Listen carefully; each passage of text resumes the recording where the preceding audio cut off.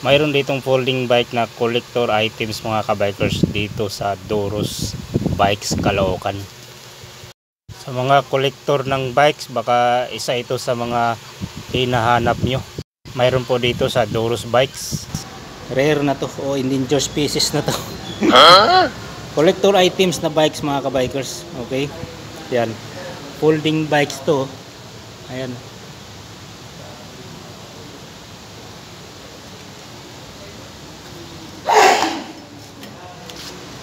pakal nga lang ang batalya niya. So hindi siya recambio, naka single speed lang siya. Ang liit ng kanyang sprocket dito sa likod. So ang size nito is 12 inch. Oh, may carrier siya maliit oh. Ang kinis ng batalya niya mga kabikers oh. Di ba? Oh, may carrier pa sa harap. Tapos nakakaliper yung preno sa harap, sa likod drum brake. Tapos mayroon siyang tapal. Mayroon pang reflector dito sa rayos. 12 inch, ayan ang sukat nyo. 12 inch by 2 and 1/4. Yung preno sa likod oh, drum brake o brake drum. Mayroon siyang side stand. Ayan. Pedals nito, ayan po.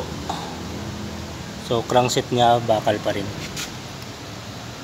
Mayroon siyang cover dito, diba? So 5,000 pataas presyon dito. Okay, quick release ang kanyang handle push.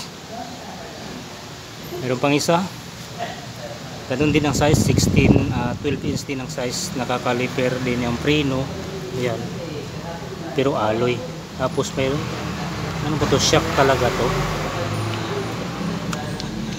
Naka-coil spring, diba? Natutupi yung handle post. Tapos naka-rebo shape yung shifter. Yan ang kanyang preno, alloy. Stem alloy. Pati handlebar alloy. Ayan, 1/5. 1, 2, 3, 4, 5. Ayan, 1/5. Crankset alloy. Pedals natutupi to mga kabikers.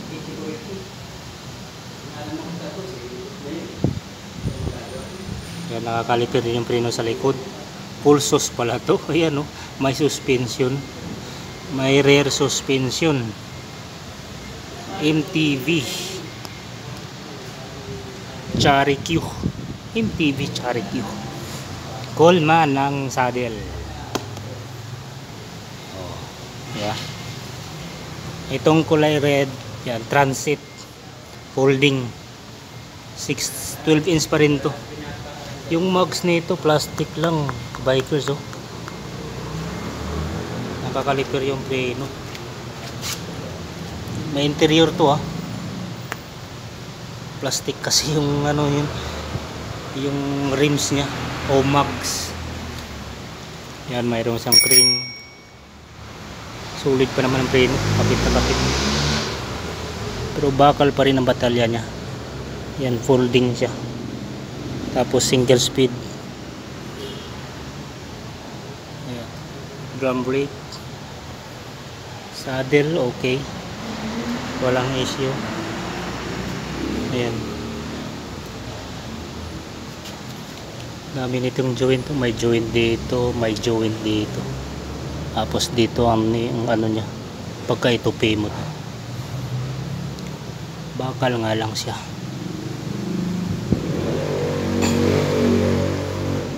Yan, so next natin to, kakaiba din to. Tingnan mo yung handlebar nyo. Ang kulit nito, di ba? Uy, ang liit ng kanyang gulong. 8 inch, 8/2 inch. Nakakaliper siya oh. Eggs, yan. Tapos nakaangat ang kanyang baby, di ba? Lagay pa ng plato niya. Bakal pa rin siya mga kabikers. Single speed pa rin to ah. Mayroon siyang side stand. Lahat naman to may mga side stand. Ay, malaki ang size ng gulong sa likod. Philippines. Ang galing naman. Utso sa harap. Ito ganun din. Same lang, kambal pala to. Kambal. Ayan siya.